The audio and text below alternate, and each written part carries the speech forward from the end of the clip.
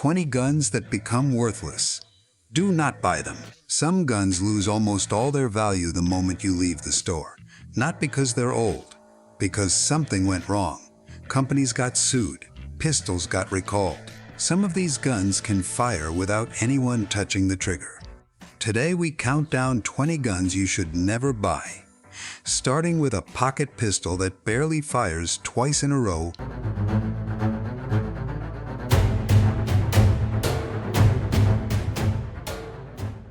Number 20. The Cobra CA380. The Cobra CA380 looks like a real deal. Small, cheap, and easy to hide in a pocket. But cheap is the whole problem. These Derringers are built from soft alloy metal, and the firing pins inside them are known to snap after just a handful of shots. Owners on gun shop review pages report the same thing over and over. The gun jams on the first chamber. The second barrel refuses to fire at all. One buyer said the trigger was so heavy and stiff, he had to dry fire it 1,000 times just to loosen it up. That kind of unreliability kills resale value fast. Nobody wants to pay real money for a 2-shot gun that might only fire once if you're lucky. Today, a used Cobra Derringer barely sells at gun counters. Most dealers will not even take it in trade. Number 19. Kel-Tec PMR-30. On paper, the Kel-Tec PMR-30 sounds incredible. 30 rounds in one magazine, super lightweight, and barely any recoil. Shooters love the idea. But Kel-Tec has a long history of inconsistent quality control, and the PMR-30 became the poster child for it. Some guns run perfectly for years. Others jam constantly right out of the box. One reviewer put 250 rounds through his PMR-30 and counted 6 failures to feed. That is a malfunction roughly every 50 rounds, which is far too often for a defensive weapon. The magazines use extremely strong springs to handle the tricky rimfire rounds, and those springs cause their own feeding problems. Some owners even had the gun's internal locking ring come apart during normal cleaning. Buyers quickly learned that owning a PMR-30 is a gamble. You might get a great one. You might get a lemon. That uncertainty tanks resale value because nobody wants to pay full price for a coin flip. Number 18. Chiappa R51. The Chiappa Rhino looks unlike any revolver ever made. Instead of firing from the top chamber like every other revolver in history, it fires from the bottom. That design actually reduces recoil and muzzle flip, which sounds like a win. But most shooters do not care about clever engineering. They care about what looks normal in their hand. The Rhino's strange shape confuses new shooters, and its unusual holster requirements scare off buyers who just want something simple. Standard revolver holsters do not fit it properly, so owners often have to hunt down a specialty holster just to carry the thing. Because so few people want one, the used market for the Rhino stays thin. When a gun is this niche, dealers do not compete to buy it from you. They lowball it because they know it will sit on the shelf for months before the right buyer walks in. Number 17. Panzer Arms M4. When American shotgun makers could not keep up with demand, cheap Turkish imports flooded gun stores almost overnight. The Panzer Arms M4, a clone of the Benelli M4, was one of the most common. It looked tactical, it looked tough, and it was priced far below the real thing. But early production runs had real problems. Buyers reported issues right out of the box, and some had to ship their shotguns back before ever firing them properly. Once American factories caught back up and inventory returned to normal, these imported clones lost their biggest selling point, which was simply being available when nothing else was. Gun shops know the story. Most refuse to take these shotguns in trade because the secondary market for them barely exists. Number 16. SIG Sauer P250. P250 had a brilliant idea behind it. One gun with swappable grips and calibers years before that became a trend. But the trigger was double action only, with a long heavy pull that most shooters hated compared to a normal single action trigger. Then SIG released the P320, which did the same modular trick but with a much better trigger, and the P250 became instantly outdated. SIG quietly stopped pushing it. Once a company stops supporting a gun, buyers get nervous because that means no upgrades and no long-term parts support. Today, the used market is full of P250s, but almost nobody wants to buy one because there is no reason to choose it over its own newer sibling, number 15, Ruger EC9S. The Ruger EC9s is a perfectly functional little carry pistol. The problem is not how it shoots. The problem is how many of them exist. Ruger makes this gun in huge numbers, and it constantly goes on sale brand new. That means anyone selling a used EC9s is competing directly against Ruger's own fresh inventory at a similar price. Why would a buyer pay near retail for a used gun when a brand new one is sitting right next to it in the case, backed by a full factory warranty?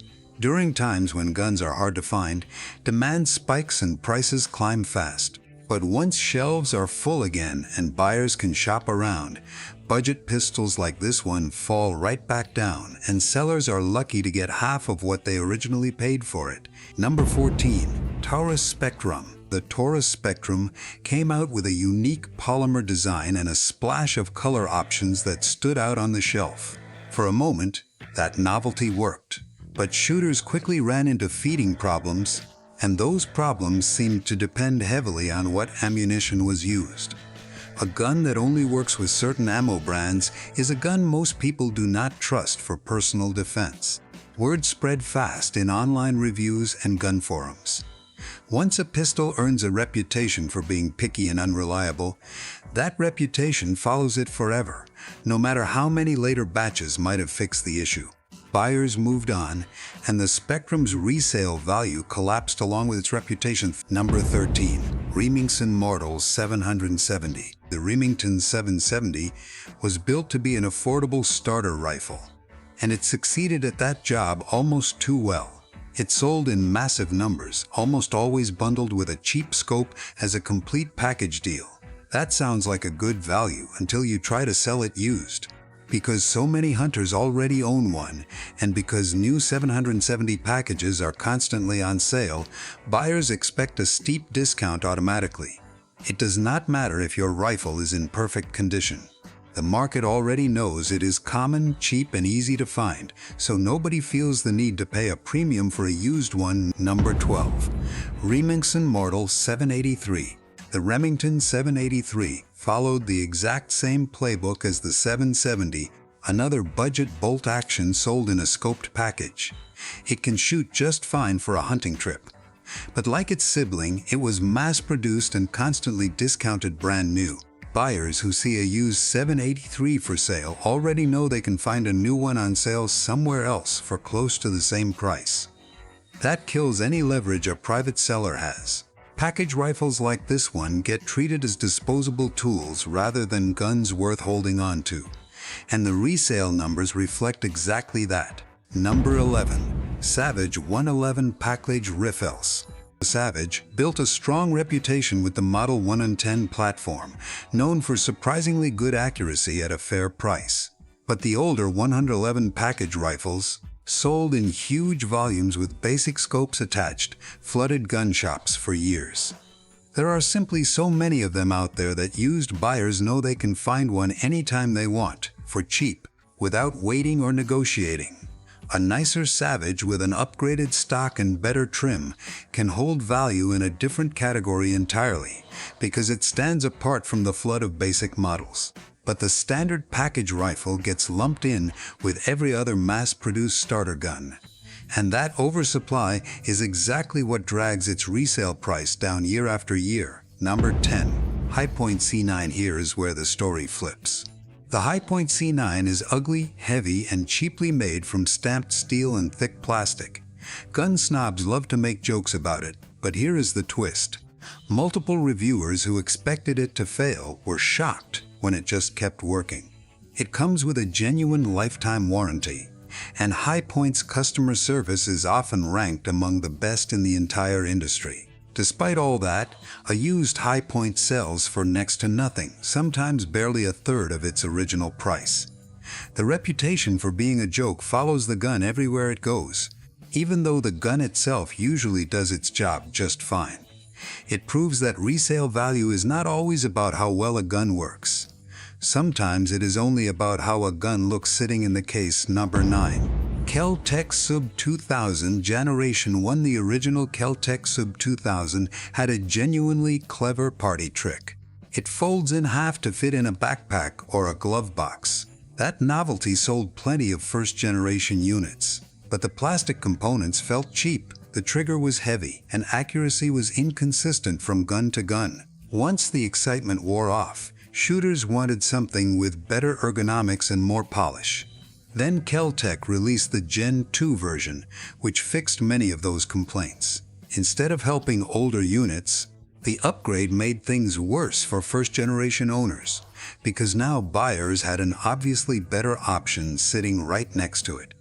Gen 1 Sub-2000s now sell at steep discounts, appealing only to a narrow group of buyers who do not mind the rough edges. Number 8. Remington Arms MP25. The Remington MP25 is the gun that basically invented the term Saturday Night Special. Built from cheap pot metal in the 1970s, it was small, easy to conceal, and sold for almost nothing. It became one of the most produced handguns in America during that era.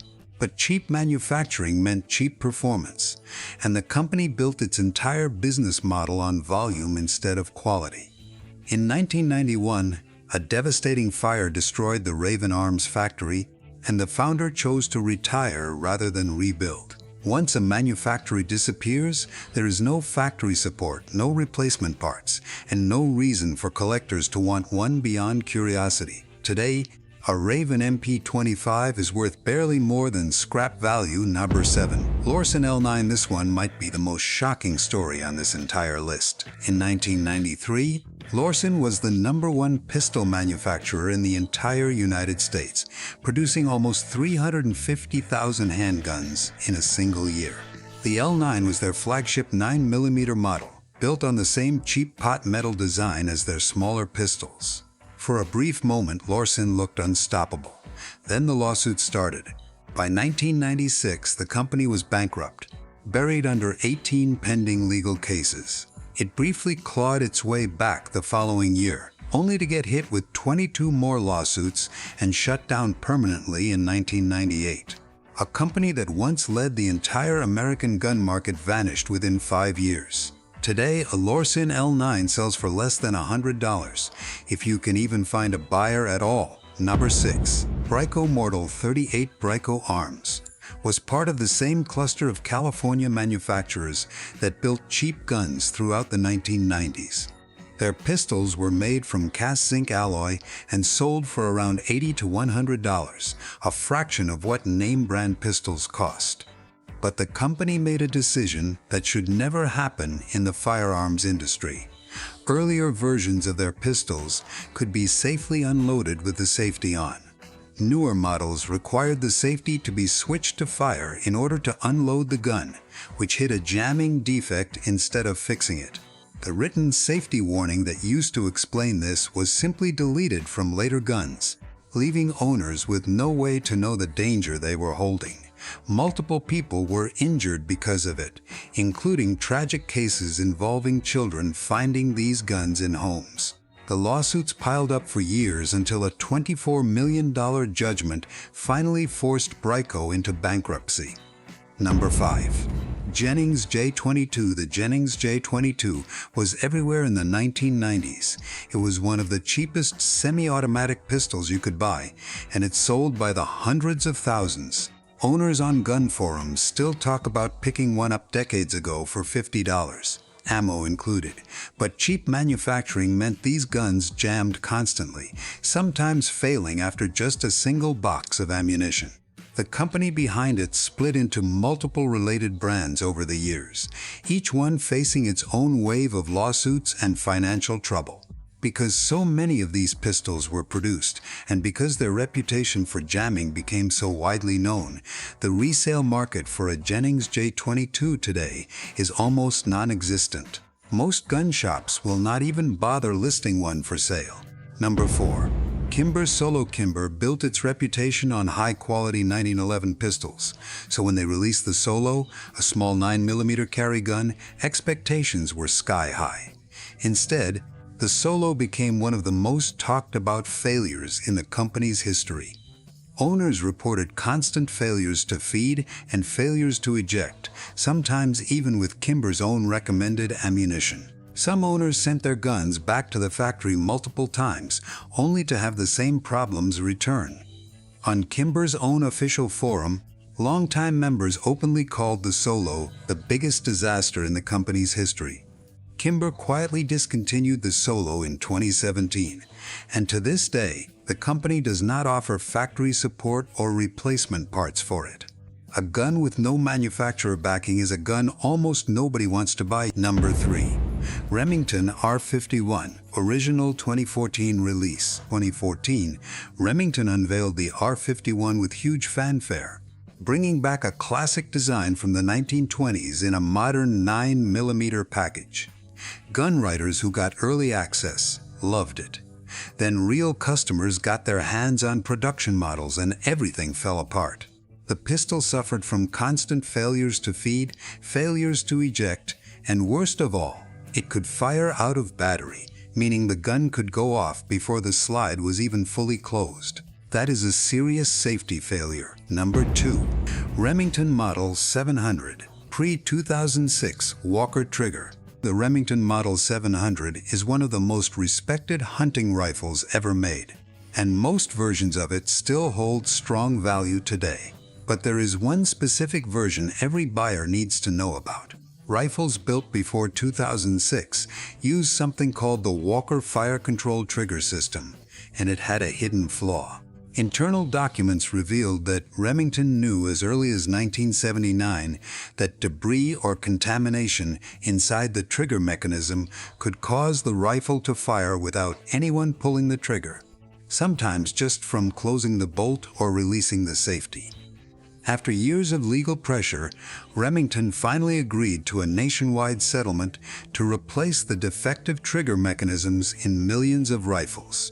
Number 1. Taurus Millennium and PT-24-7 series. Investigators found that these pistols could fire when dropped, and in some cases, could fire even while the manual safety was switched on. This was not a rumor or an internet myth. It was proven in court.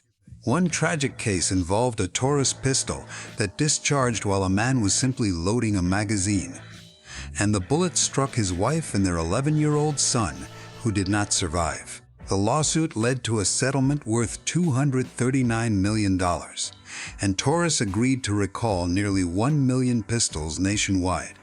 Owners were offered a repair, a replacement, or a cash payout in exchange for turning their gun in. Think about that number for a moment. 1 million recalled pistols, all stamped with the same warning. These models are no longer manufactured, and if you ever find one for sale today, you are not looking at a bargain.